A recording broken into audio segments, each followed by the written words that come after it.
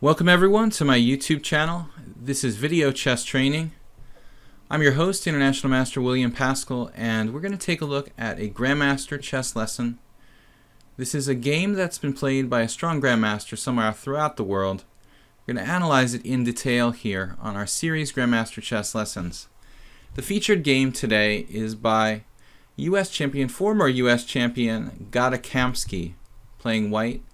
Kamsky, an extremely strong positional and technical player, and I think we'd all like to emulate Kamsky's technique. His technique is so good, in fact, folks, that when I played with Kamsky a few years ago, I was down a pawn and I just simply resigned because I know that Gada's technique is almost out of this world. So Kamsky is playing this game against Conrad Holt, another American Grandmaster, younger player who's quite strong himself. So Kamsky white, Holt black, and this is in the US Championship 2015, last year. Knight f3 from Kamsky, Holt plays d5, and Gada plays g3. Kind of popular now among some of the leading positional players in the world who are playing knight f3. It should be mentioned that c4, d4 is a variation that I think white has a hard time keeping an opening advantage of any kind. He could even have to struggle for equality in some lines. So where knight f3, d5, c4 has kind of passed from popularity, we've seen a plethora of g3, King's Indian reverse type of, or Grunfeld Indian reverse type of openings. So g3 from Kamsky, knight f6 from Holt, and now bishop g2 and c6. This is a classic defensive scheme, which I've also recommended myself. Basically, black plays in the spirit of a Tory attack with colors reversed. Mostly that bishop will come out to g4. The bishop on c8 will come out to g4 and get outside the pawn chain. Black can also play a very solid setup based on bishop f5, aka the London system. So white has choices here. He can remain flexible. He could even play d4. He can castle. And Gada plays d3, and then bishop g4. It is possible for white to play c4 instead of d3 if we go back a move here. But there are very complicated lines based on d takes c4. And this requires quite a bit of theoretical knowledge and maybe a long-term pawn sacrifice on white's part.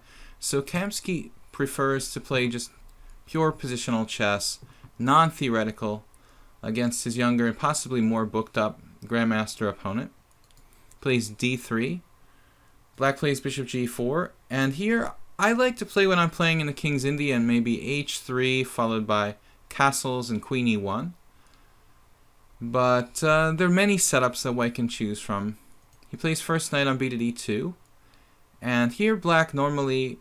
This maybe discourages bishop takes f3, kind of early bishop takes f3 type of ideas for black, because it wouldn't misplace a white piece. White would just take back with the knight on d2. You won't get a bishop misplaced on f3 as you might in some lines.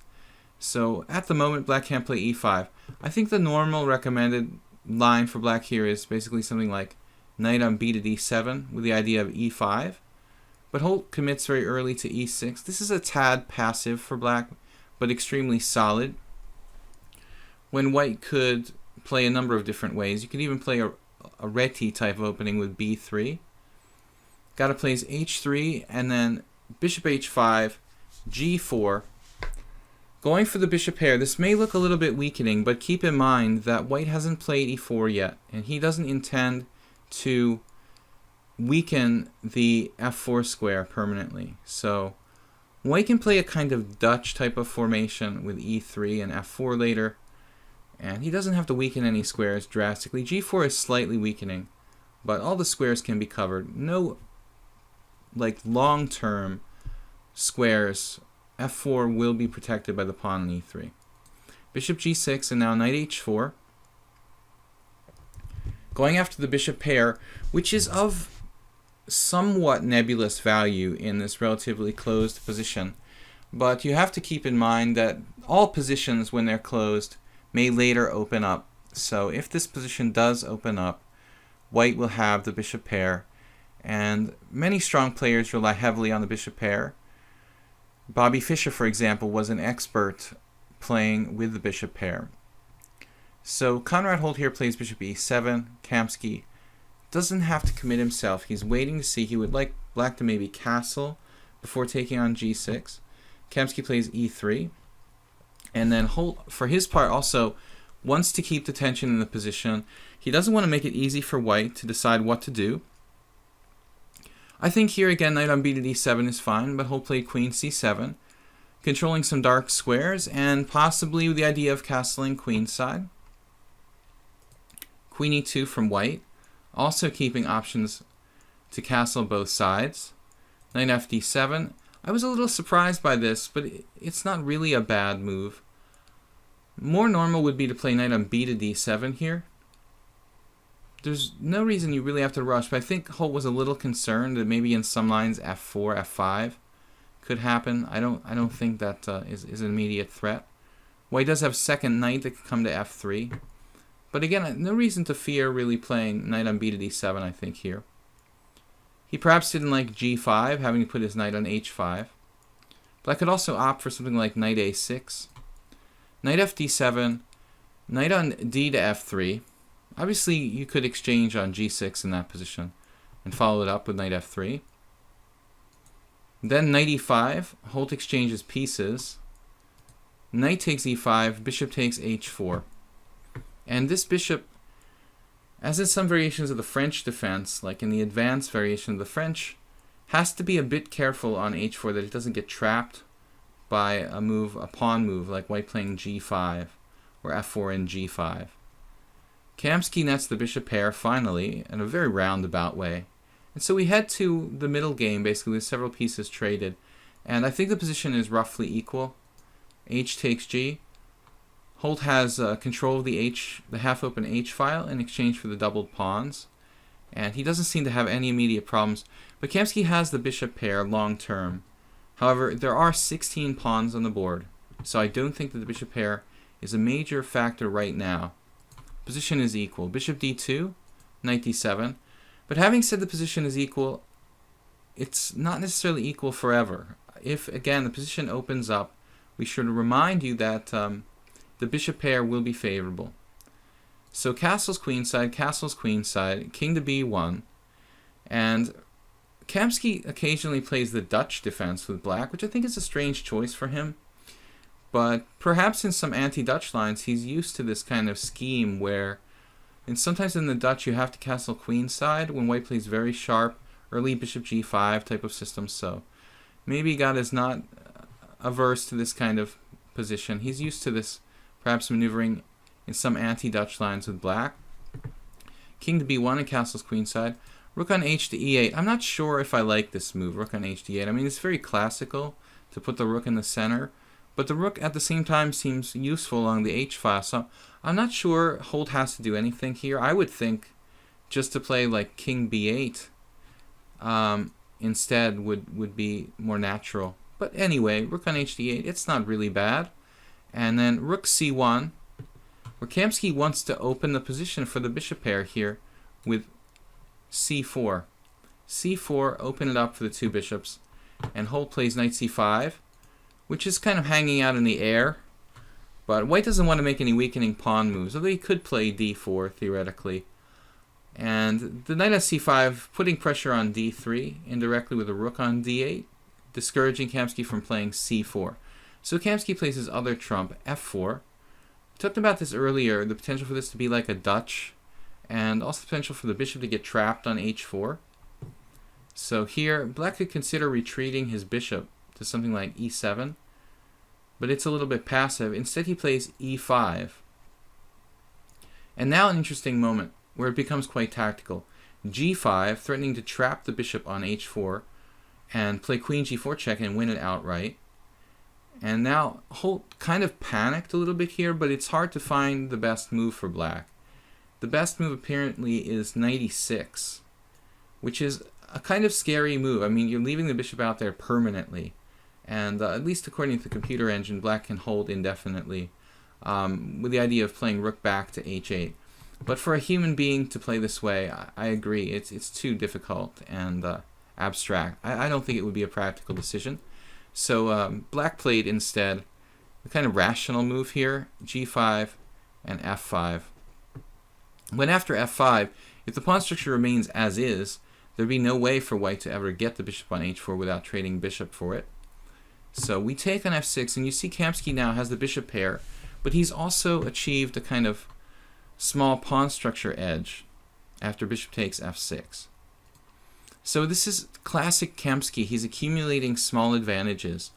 In this case, the bishop pair and a very slight pawn advantage based on the doubled pawns along the g file. Nevertheless, black has a very strong central presence. Holt, a very strong player, and he doesn't create too many weaknesses to work on. His pieces remain very, very solid in the center. F takes e5, queen takes e5, and then queen g4 check. Obviously, black is threatening mate here on the b2 square. So Kamsky's prepared to play d4 and fork the black pieces, obviously, and in that position he couldn't play d4 because of queen takes d4. So queen g4 check, and then knight e6, not allowing a pawn fork with d4. And here there's several moves we could play. c3 seems like the best, preparing to make way for the king to enter the game in the ending. Queen f5. And now white doesn't have to trade. He could approach with king c2 first, but the trade fixes black's pawns just a bit. Queen takes f5, g takes f5, and Kamsky plays h4. Now Kamsky has an isolated pawn, but it's going to be very hard for black. If he allows white to play h5, he's going to have problems with his own pawn on f5, which will be sort of artificially isolated on f5. So after h4, g6, and then Kamsky breaks up the pawns, happy to get rid of his isolated pawn and open lines. G takes h5, rook takes h5, and now we've got the bishop pair. Things are opening up, and the bishops are starting to get active, and white's pawn structure looks superior to black's with that isolated pawn on f5. Knight to g7, a very awkward placement of pieces. Knight on g7, bishop on f6, having to protect it. Kamsky could play either rook h6 or rook h7 here. He plays rook h7, and then black goes for the h-file, but I'm not sure really what else he can do, but it's not a big deal. White just keeps the h-file. He trades a set of rooks. Ultimately, Holt would like to trade all the pieces off and maybe reach a draw and minor piece ending or something like that. Rook takes h7, rook takes h7, and he hopes he can save it with an active king. The white king also coming in the game with king c2, and this is the phase where we really wanted to focus on the game. Kamsky's endgame technique, just amazing. This reminds me a little bit of a recent endgame in the Bundesliga between Richard Rapport and Levon Aronian, the following endgame. Bishop versus knight. In this case, it's two bishops versus bishop and knight. King e7, and then this beautiful timed move now, e4 by Kamsky, just blowing open the position. On the one hand, you don't want to trade pawns in this kind of position because the more pawns that are traded, the closer it gets to a draw. But Kamsky's bishops become just tremendously active after this. D takes e4, D takes e4, and there's a massive threat here of e5 by white, actually. The threat is e5. Bishop takes e5, bishop g5 check, skewering the king to the rook. And if bishop f6, rook takes g7 check at the end, when the bishop would be overloaded, guarding the diagonal and protecting the knight on g7. Not a really good arrangement with the knight on g7. So Holt has to take, and bishop takes e4. And you see the two white bishops very, very active. The black king out in the middle of the board. Perhaps the black king would be safest like on a8 or something like that in this position, but it's too late to hide on a8 here. The king tries to stay out in the open, king f7, and then Kamsky with a very key move now, a4. With the bishops, Botvinnik actually preached this, that it's very important, because Botvinnik many times Richter Rauser type positions with black in the Sicilian. Many times the wing pawns, the h and the a pawns, are very critical in tandem with bishops in the endgame. So king g8, rook h1, keeping the rook at maximum checking distance, maximum mobility and flexibility, knight e6, and bishop e3. And you see here that the knight and the bishop are no match for these two bishops in the middle of the board. And Kamsky using an interesting principle here, that of the principle of two weaknesses. So the black queenside pawns are a potential weakness, and the position and vulnerability of the black king on the other side is the other weakness. So Kamsky works on the enemy queenside pawns on the one hand, and the position and creating mating threats and attacking against the black king position on the other side of the board. So basically, this principle of two weaknesses is very difficult for black to handle. a6, bishop d3, sort of freezing the black pawns, keeping an eye on them. Knight c7, and then bishop b6, pinning the knight. The knight wants to come to d5. I don't think that Holt's play is faulty here. Rook d7 is fine, and then bishop f5, and he seems to have this worked out. Rook e7, there is a weak point at b7. After bishop c8, Holt has it defended. King g7, he has the threat of knight d5 in the event of bishop takes b7. We see Kamsky is zoning in on two targets. One is the black king, and the other one is b7. After a5, knight to d5, bishop c5, hitting the enemy rook. And then there's two possibilities here, and I think that Holt made a mistake. He could defend more actively here with rook e2. Rook e2 check, king b3, and then rook e8. The tactical resource that if bishop takes b7, black has rook b8, winning a piece. But Holt didn't see that. He played instead rook to c7, which is much more passive. And now bishop f5, and you see these two bishops creating endless threats against the black king and the c8 pawn. Bishop e5, and the final thing, Kamsky just keeps improving his position. King d3, improving the king, bringing an extra piece, in fact, into the game. Knight f6, rook e1, a weak point along the e-file, the bishop e5, impossible to defend, basically. He finds a tactical trick, knight d7, so if I take it, it's check on d7. Bishop f2, and now bishop d6, the black pieces, without real good outposts, constantly coming under a myriad of threats. Bishop d4 check, now the black king in serious trouble, almost in a mating net here. It has to sort of try to stay near the other pieces, try to stay close to the center without getting mated or coming under direct threat. King c4, and then knight f8. Instead of this, it was interesting that Holt could have tried to move c5, but I analyzed this. It's very anti-positional to play c5. White has a lot of tactical resources. Bishop e6 check, for example, and the black king is almost in a mating net here.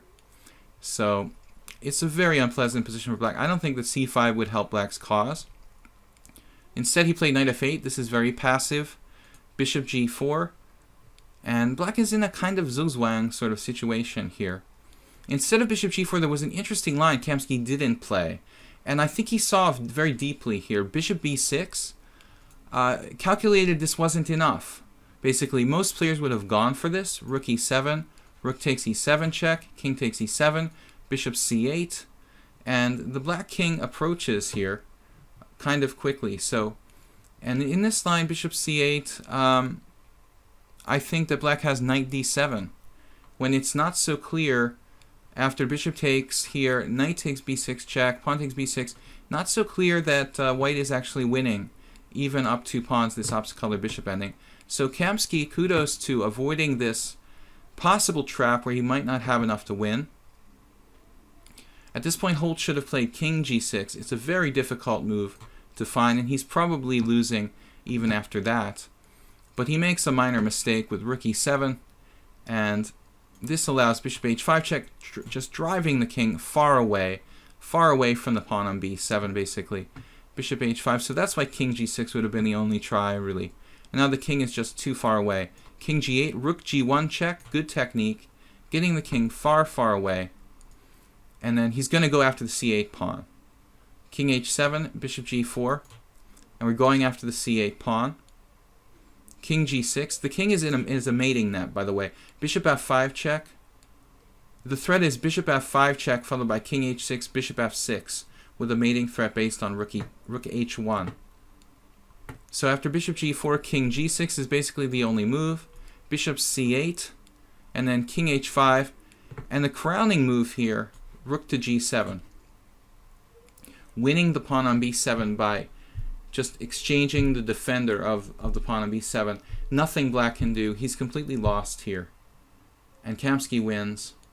Incredible display of technique, the two bishops in the endgame, the importance of king position, and the principle of two weaknesses, as well as really showing how powerful and how important it is to use the wing pawn, the rook pawns especially, in this case the a pawn, very valuable in tandem with the bishop pair, or just a bishop.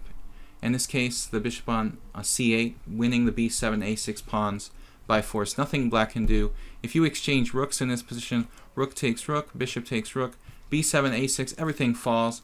White wins the ending easily. Thanks for joining me again for Kamsky versus Holt from the US Championship 2015. And thanks for joining us here. Don't forget to like and subscribe to Video Chess Training on YouTube. I'm International Master William Paschall. Thanks for checking out my channel. And I'll see you next time for Grandmaster Chess Lessons. This was Grandmaster Chess Lessons Part 2, Kamsky against Holt. Bye-bye.